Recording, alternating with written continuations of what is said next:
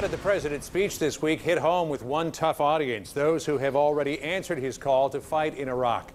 Joining me now, Iraq war vet, former Marine lieutenant, blogger, and freelance journalist Wade Zirkle.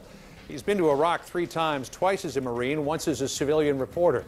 In September of 2004, his platoon was hit by a suicide car bomb.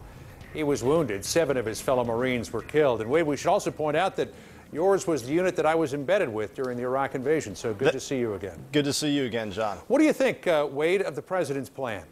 Well, I think it's a good start, and in a sense, it's baby steps. But at this point in the game, where this is widely perceived as our last chance to get it right, I don't think it's enough. I think we need bold, decisive action somewhere in the neighborhood of 30,000, 40,000, maybe 50,000 more troops. So I'm a little bit wary that 20,000 troops is going to cut it. Where would you get the 30 to 50,000 troops? A lot of people are saying, where are we going to get the 21,500? Well, there's no question the military is spread pretty thin right now. But given what's at stake in Iraq and in the Middle East and how that relates to our long-term national security, this is an emergency situation, and that calls for longer deployments. That calls for more deployments for guys that have been over there a few times. And for a guy like me that's in the inactive reserve, which means I don't do anything with the military, it means guys like me might have to be called up. So this is a time that we all need to sacrifice as Americans. What did you think, Lieutenant Zirkle, when you saw the president admitting mistakes in Iraq, admitting a lot of mistakes?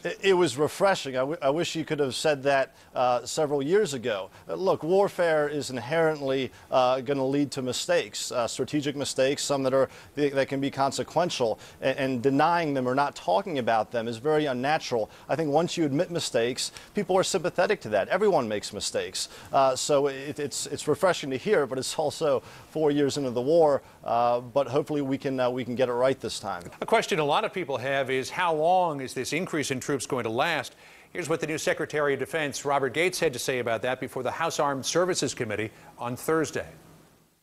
I don't think anybody has a definite idea about how long the surge would last. I think for most of us in our minds, we're thinking of it as a matter of months, not 18 months or 2 years. So it sounds, Lieutenant, like it's only going to be temporary, but are you concerned at the increased casualty rate that increasing the number of troops may bring? I mean, as we mentioned at the top of this, you yourself suffered severe injuries in that suicide car bombing, and 7 of your colleagues were killed.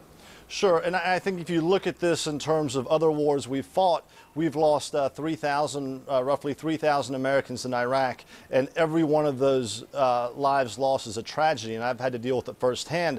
But comparatively speaking, we lost over 400,000 Americans in World War II, 58,000 Americans in Vietnam. It's really comparatively light, and again, if you look at the stakes of what's going on here in the Middle East and how this can really be detrimental to our long-term national security, the sacrifices are worth it. Are you worried that the U.S. can prevail?